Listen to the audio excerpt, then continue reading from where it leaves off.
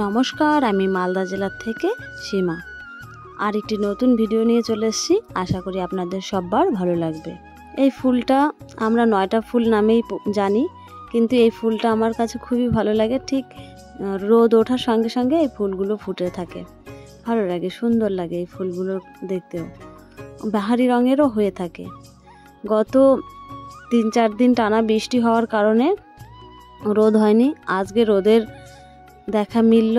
রোদের দেখা মেলার সঙ্গে সঙ্গেই আর কাজ ফেলে রাখিনি, অনেক রকমের কাজ করেছি। আজকে বৃষ্টির কারণে এই চালতাগুলো আমাদের গাছের থেকে পড়ে গিয়েছে। অনেকগুলো চালতা ছিল, এখনও অনেক আছে। এই চালতা কয়টা পাওয়া গিয়েছে গাছের তলাতে। এখন এই চালতাগুলোই কেটে রোদে দেওয়া হবে। আমার মনে হয় এমন কোনো মেয়ে মানুষ নেই যে টক জিনিস দেখলে মুখে জল আসে না। এই চালতাগুলো দিয়ে এখনও আচারের জন্য তৈরি করা হবে। মানে সবার প্রথমে এই চালতাগুলোকে টুকরো টুকরো করে কেটে নেওয়া হবে। টুকরো টুকরো করে কেটে তারপরে এগুলোকে লবণ হলুদ দিয়ে মেখে, এই যে কাটা হয়ে গেছে, এখন লবণ হলুদ মিক্স করা হচ্ছে। লবণ হলুদ মিক্স করে এই চালতাগুলোকে তারপরে দেওয়া হবে রোদে। এই চালতাগুলো অন্যভাবেও দেওয়া যেত, মানে এই চালতাগুলো কাটার পরে তারপরে একে সিদ্ধ করে তারপরে থেতো করে তারপরে রোদে দিলেও হতো, কিন্তু আমরা আর সিদ্ধ করব না। কাটার শেষে থেতো করা হয়েছে। একটু থেতো করার শেষে এই যে নুন হলুদ দিয়ে রোদে দেওয়া হয়েছে। একে আজকেই রোদে দিলে হয়ে যাবে। আশা করি যে রোদের তাপ আজকে, এই রোদটা পেলেই একে তারপরে আচার বানানোর পদ্ধতিতে যাওয়া হবে। আচার বানানোটা না হয় অন্য আরেকদিন দেখানো যাবে। এখন কিছু চাল উড়িয়ে নেব ফ্যানে করে।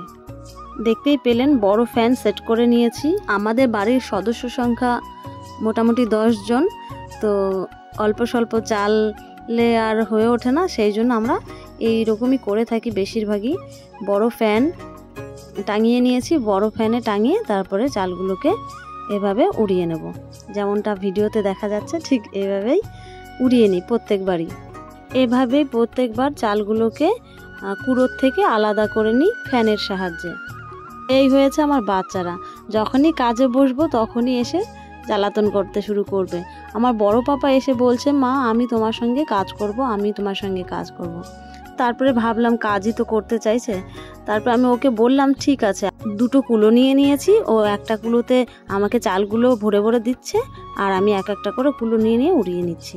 দেখতে দেখতে আমার চাল ঝাড়া হয়ে এসেছে। এখন আমি ঝাড়া চালগুলোকে অন্য আরেকটা বস্তাতে নিয়ে নিচ্ছি।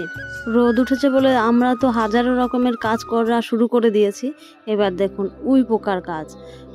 রোদ উঠেছে বলে কত পোকা আকাশে উঠছে। ওই যে বলেন না, উই পোকার পাখা গজায় মরিবার তরে। তো দেখুন কত পোকা।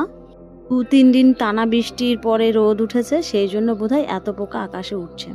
তো বেশিরভাগ সাদা সাদা কালারের জায়গা যেখানে সেইখানে পোকাগুলো বেশি দেখা যাচ্ছে। মানে টিনটা একটু সাদা সাদা রঙের, সেই জন্য দেখুন টিনের কাছে কত পোকা।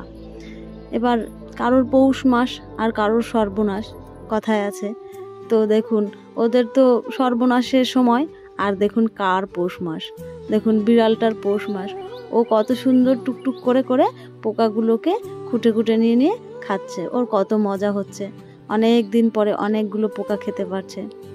এই পোকাগুলো কি হয়েছে জানি না, হঠাৎ করেই এই যে বারান্দায় দেখতে পাচ্ছেন ওইখানে সারি সারি ওই ফুঁকো থেকে পোকা বেরোচ্ছে, মানে ওই গর্ত থেকে পোকাগুলো বেরোচ্ছে আর বিড়ালটা খাচ্ছে। শুধু এইখানেই গর্ত করেনি, আমাদের পুরো দেওয়ালটা জুড়ে গর্ত করে ফেলেছে। মানে আমাদের মাটির দেওয়ালটা, ওয়ালটা যেটা, সেইটা একটু একটু জায়গা বাদে বাদেই অনেক গর্ত করে ফেলেছে এই পোকাগুলো। এত মারা হচ্ছে পোকাগুলো, তবুও মরছে না, তবুও কিছু হচ্ছে না। ওদের গর্ত তৈরি করতে হচ্ছে, মানে গর্ত এই যে দেখতে পাচ্ছেন, এই যে ঠিক এই রকম গর্তগুলো তারা করেছে। ওই যে বলছিলাম না, কারোর পৌষ মাস তো কারোর সর্বনাশ। শুধুমাত্র ওই বিড়ালটারই পৌষ মাস নয়, এই যে এই ব্যাঙটারও পৌষ মাস। ও লাফিয়ে লাফিয়ে পোকাগুলো খাচ্ছে। আর ভিডিওটা বেশি বড় করব না, ভিডিও শেষে চলে এসেছি। যদি ভিডিওটা ভালো লেগে থাকে একটা লাইক করে দেবেন।